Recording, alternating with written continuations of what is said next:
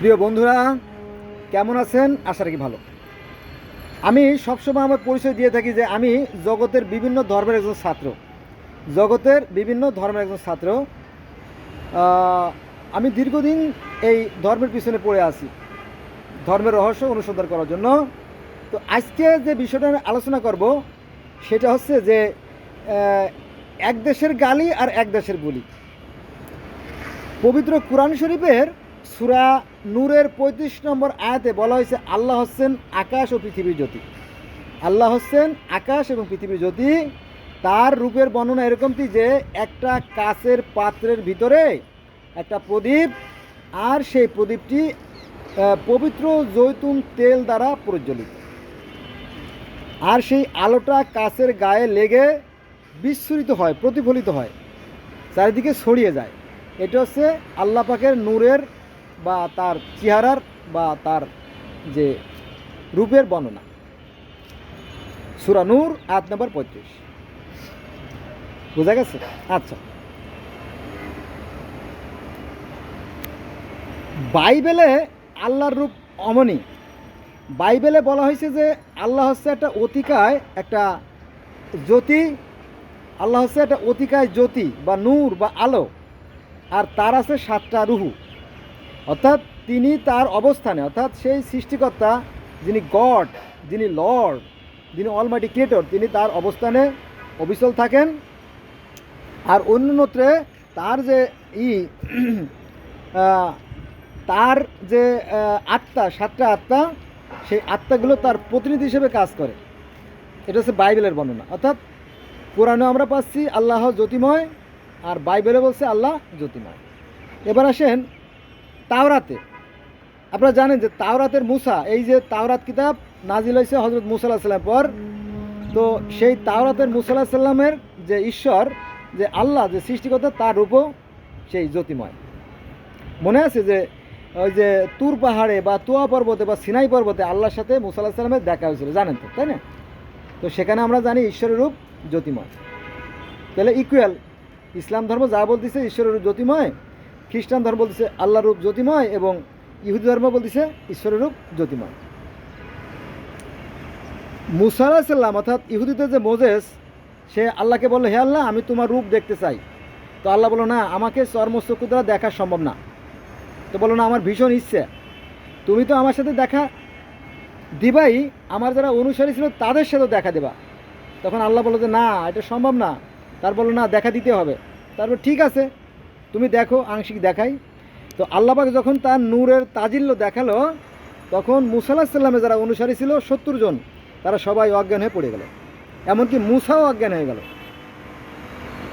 যাক, তারপর মুসা যখন হুঁশ ফিরে আসলো, তখন আল্লাহ বলে, হে আল্লাহ, আমি এমনিই লোকালয়ে ঢুকতে পারি না, আমি থাকতে পারি না, লোকজনে আমারে মানে না, সম্মান করে না, এর মধ্যেই তুমি আবার এই 70 জন নেতারে মাইরে ফেললে, আমার তো আর লোকালয়ে ফিরে যাওয়ার কোনো সুযোগ রইল না। তোমরা কী করতে হবে? তখন বলো যে ওদেরকে আবার জীবিত করে দাও। বলো, আচ্ছা ঠিক আছে। তখন আল্লাহ কী করলো?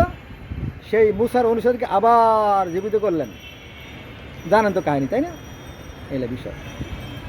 তাহলে সেই যে সৃষ্টিকর্তার যে নূরের তাজিল্য, নূরের যে জ্যোতি, নূরের যে প্রভাবের কারণে আমরা জানি যে তুর পাহাড় পুড়ে গেছে, এবং সেই পোড়া যে ছাই, সেটা আমরা চোখে সুরমা হিসেবে ব্যবহার করি, জানেন তো, তাই না? এটা তাহলে দেখা গেল যে ইহুদি ধর্মের নবীও জ্যোতিময়, তারপরে খ্রিস্টান ধর্মের নবীও জ্যোতিময়, ইসলাম ধর্মের রূপেও জ্যোতিময়।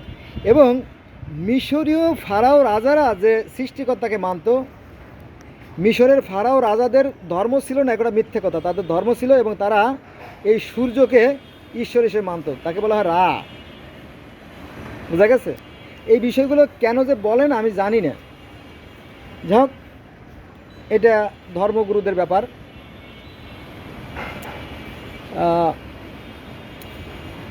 এই যে ফারাও রাজারা তাদেরকে ভগবান বলতো, এটা সত্য, তারা নিজেকে ঈশ্বর দাবি করতো, কিন্তু তাদেরকে যিনি সৃষ্টি করেছেন তাদেরকে বলা হতো মহা ঈশ্বর।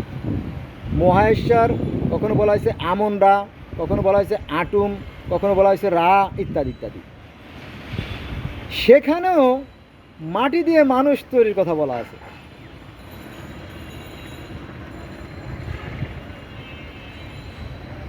সেখানে স্বর্গের দেবতারা তিনি দেবী শ্বেতসূতকে বলল যে তুমি আপনার ওই কাদা দিয়ে মানুষ তৈরি কর। তখন সে প্রথম মানব সু এবং প্রথম মানবী দেবতাকে সৃষ্টি করল। আবার আমরা যদি সনাতন ধর্ম বা হিন্দু ধর্ম দেখি, তাহলে সেখানেও সেই ঈশ্বরের রূপ জ্যোতিময়। কিন্তু এই কথাগুলো আমাদের ধর্মগুরুরা অর্থাৎ আলেমরা জানেও না, বলেও না, ফলে ধর্মের সাথে ধর্মের যে বিভেদ মতানৈক্য সেটাও ঘটছে না। সেটা আবার কেমন? বেদে ঈশ্বর জ্যোতিময়, ভগবত গীতায় ঈশ্বর জ্যোতিময়, জন্মমৃত রহিত অশরীরী। যেমন বলা আছে বেদে যে একমেবা দ্বিতীয়াম, তিনি এক এবং অদ্বিতীয়। কার কথা? বেদের কথা। বেদে আরও বলা আছে যে ব্রহ্মা একং দ্বিতীয় নাস্তি। ব্রহ্মা মানে সৃষ্টিকর্তা, একক মানে একজনই, দ্বিতীয় মানে দুই, নাস্তি মানে নাই। এবং তিনি জ্যোতিময়, তিনি জন্মমৃত রহিত। তিনি শুধু বলেন কুন ফায়া কুন, হও আর হয়ে যায়, একই কথা। বেদে যা আছে কোরআনে তাই আছে। এটা যদি আমরা জানতাম তাহলে আর ধর্ম নিয়ে এত সংঘাত হতো না। আচ্ছা, এই যে ভগবত গীতায় 18টা পর্ব আছে, সামনে কুরুক্ষেত্র যুদ্ধ। তো এই যুদ্ধে অর্জুনের সাথে শ্রীকৃষ্ণের যে সমস্ত কথাবার্তা হয়েছিল সেটাকে একসঙ্গে বলা হয় আপনার ভগবত গীতা। তো সেখানে অর্জুন শ্রীকৃষ্ণ বলিল যে হে কৃষ্ণ, আমি ঈশ্বরের রূপ দেখতে চাই। তো শ্রীকৃষ্ণ বলল যে না, তাকে চর্মচক্ষু দ্বারা দেখা সম্ভব না, কারণ তিনি হচ্ছে জ্যোতিময়। তারপরেও তার বিশ্বরূপ দর্শন দিল সহস্র সূর্যের ন্যায়। সহস্র সূর্য যদি আকাশে উদিত হয় তাহার তুলনায় ঈশ্বরের রূপ কিছুই নয়। তার মানে কি? প্রত্যেকটা ধর্মই একই কথা বলে যে ঈশ্বর জ্যোতিময় জ্যোতিময় জ্যোতিময়। এবার যখন গ্রিক ধর্মে যায় বা রোমান ধর্মে যায়, সেখানে কাওয়াসের রূপও সেই জ্যোতিময়। তারপর আমরা যদি অ্যাজটেক ধর্ম, মায়ান ধর্ম, ইনকা ধর্মে যাই, সেখানেও সেই ইন্তি মানে সূর্যের কথা বলা হয়েছে, যদি আপনারা দেখতেন।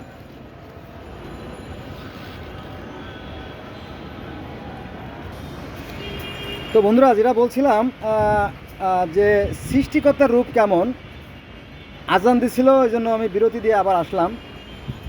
তো আমরা দেখলাম যে মিশরীয় ধর্মে সৃষ্টিকর্তার রূপ সেই জ্যোতিময়, গ্রিক ধর্মেও সেই কাওয়াসের রূপ জ্যোতিময়, রায়ের রূপ জ্যোতিময়।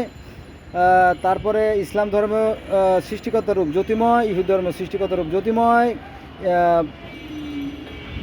তারপরে আপনার সেই যে আমেরিকার যে অ্যাজটেক ধর্ম, মায়ান ধর্ম, ইনকা ধর্ম, সেখানেও ঈশ্বর জ্যোতিময়। আর সে হলো ইন্তি মানে সূর্য। তারপরে মনে করেন যে বর্তমানে যে ইসলাম ধর্ম, এটার তো মূল যে কেন্দ্র সেটা হচ্ছে আপনার সৌদি আরব, ইয়েমেন, ওমান, বাহরাইন, কাতার, সুদান, লেবানন, সিরিয়া, ইসরায়েল, ফিলিস্তিন, এই সমস্ত অঞ্চলে না। তো এখানে বর্তমানে যে ইসলাম ধর্ম, এই ইসলাম ধর্মের পূর্বে ও অনেক ধর্ম ছিল, যেমন ব্যাবিলনীয় ধর্ম, তারপরে সুমেরীয় ধর্ম, তারপরে মিশরীয় ধর্ম, প্রাচীন মিশরীয় ধর্ম, তারপরে কেনানাইট ধর্ম, তারপরে ছিল আপনার জেবুসাইট ধর্ম। অর্থাৎ এই যে ফিলিস্তিন ইসরায়েলের পূর্বেও আজ থেকে 6,500 বছর আগে এখানে ধর্ম ছিল। তারা সেই সূর্যেরই পূজা করত। এই সালেম শব্দ অর্থ সূর্য। আবার গিলগামেশের মহাকাব্য, যেটা পৃথিবীর প্রথম লিখিত গ্রন্থ, সেখানে বলা হয়েছে শামাস মানে সূর্য, আনু হলো সৃষ্টিকর্তা, আর শামস মানে সূর্য। তো সালেম মানে সূর্য, শামস মানে সূর্য, ইন্তি মানে সূর্য, কাওয়াস মানে সূর্য। আল্লাহ সূর্য বলবো কিনা আমি জানি না, এখানে গণ্ডগোল আছে আর কি। তারপরে মুসা আলাইহিস সালাম যে আল্লাহকে দেখছিলেন, তার রূপও কিন্তু সেই সূর্যের মতোই, তাই না, জ্যোতিময়। এরপরে রয়েছে পার্সি ধর্ম, অর্থাৎ বর্তমান যে ইরানের পূর্ব নাম হলো কি পারস্য, সেখানে একটা ধর্ম ছিল পার্সি ধর্ম। সেই ধর্মের প্রতিষ্ঠার নাম ছিল জরস্টার। সেখানেও সেই ঈশ্বরের রূপ, সেই জ্যোতিময় কাওয়াস, তার নাম আছে কি আহুরা মাজদা। পার্সি ধর্মের সৃষ্টিকর্তাকে বলে আহুরা মাজদা, তিনিও ছিলেন জ্যোতিময়। তো এই বিষয়গুলো আমরা জানি না, না জানার কারণে আমাদের মধ্যেও জটলা সৃষ্টি হয়। আর আমি যেভাবে বললাম, আমার কথা হয়তো অনেকে বুঝবে না যে বেটা কী বলে, এটা কি মাথা খারাপ হয়ে গেছে নাকি, এরকম তুই ভাবাটা স্বাভাবিক। কারণ অন্ধের পক্ষে কোনো হাতিকে পরিপূর্ণভাবে দেখা সম্ভব না, কারণ অন্ধ তো দেখবে টুকায়, তাই না। তো অন্ধ যখন হাতির লেজ দেখবে তখন মনে করবে সাপের মতো। যখন কোনো অন্ধ যখন হাতির পা দেখবে তার কাছে মনে হবে যে হাতি বোধহয় গাছের মতো। কোনো অন্ধ যখন হাতির কান দেখবে তখন মনে হবে এটা কুলার মতো। কোনো অন্ধ যখন হাতির পেট দেখবে তার কাছে মনে হবে একটা ডোলের মতো, অতিকায় একটা গোডাউনের মতো। তারপরে যখন কোনো অন্ধ হাতির সুর দেখবে তার কাছে মনে হবে তলোয়ারের মতো। এই পরিপূর্ণ হাতি দেখার জন্য চক্ষু দরকার। যেমনটা আমি চেষ্টা করছি, আমি দীর্ঘ 25-30 বছর ধরে বিভিন্ন ধর্ম জানার চেষ্টা করছি, ফলে আমি সামান্য কিছু জানতে সক্ষম হয়েছি আর কি। সব তো জানা সম্ভব না। যাক, সর্বশেষ যে কথাটা বলবো যে মানুষের ধর্ম একটাই, আর তা হচ্ছে যে পৃথিবীর প্রত্যেকটা মানুষের ক্ষুধা লাগলে পেটে আগুন জ্বলে। পৃথিবীর প্রত্যেকটা মানুষের আবেগ অনুভূতি এক জায়গায়, আমি বারবার বলি, বিরক্ত হবেন না বারবার বললে, এলে বিষয়। তো আমাদের এই ভারতীয় উপমহাদেশের একজন মহান ব্যক্তি ছিলেন ডক্টর মোহাম্মদ শহীদুল্লাহ। তো উনি বলেছিলেন যে ধর্ম নিয়ে যারা বাড়াবাড়ি করে তারা ধর্মের মর্ম জানে না। কার কথা? ডক্টর মোহাম্মদ শহীদুল্লাহর কথা। তো এই একই কথা কোরআনেও আছে যে তোমরা ধর্ম নিয়ে বাড়াবাড়ি করো না, ধর্মের ব্যাপারে কোনো বাড়াবাড়ি নাই।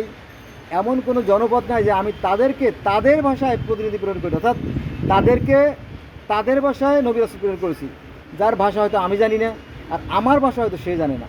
এটা কোরআনের কথা, এবং তাদের জন্য আছে আলাদা আলাদা নিয়ম কানুন। এভাবে কোরআনের কিছু আয়াত আছে যেটা যদি আমরা মানি তাহলে বোধহয় ধর্ম নিয়ে এত সংঘাত হয় না। কিন্তু মূর্খরা তো এটা বুঝে না, ফলে এই বিভেদটাও ঘুষে না। দেখবেন যে আমাদের এই ইসলাম ধর্মের ভিতরে 73 ফেরকা, আর ইদানিংকালে যশোরের যে মাহবুবুল্লাহ সাহেব বলতেছে যে না, এই ফিরকা বাড়তে বাড়তে এখন 135টারও বেশি। শুধু এই ক্ষুদ্র বাংলাদেশে আমাদের প্রায় 70টার মতো ইসলামিক রাজনৈতিক দল আছে। মানে একজন আলেমের সাথে আর একজনের আলেমের মতের মিল হয় না। এক দল আর এক দলে কয় কাফের, কয় তুই কাফের, কয় তোর বাপ কাফের, এইভাবে আর কি। আবার শিয়ারা সুন্নিদের বলে কাফের আর সুন্নিরা শিয়াদের বলে কাফের, বুঝছেন। অতএব এই ধর্মের যে ব্যবধান, ধর্মে যে হিংসা বিদ্বেষ ঘৃণা, এটা কোনো কালেই যাবে না। মাঝখানতে আমাদের সব কিছু শেষ হয়ে যাবে। তো শেষ হওয়ার আগে আমি অনুরোধ করবো, আসেন আমরা একটু আমাদের চোখ কান একটু খোলা রাখি। আর তা হচ্ছে আমাদের একটাই আকাশ, একটাই সূর্য, একটাই পৃথিবী, একটাই চাঁদ। আর প্রত্যেকটা মানুষ সুখে আসে দুঃখে কাটে, সবার আবেগ অনুভূতি এক। আমরা একই স্রষ্টার সৃষ্টি, একই আদমের সন্তান। ধন্যবাদ সবাইকে আমার সাথে থাকার জন্য।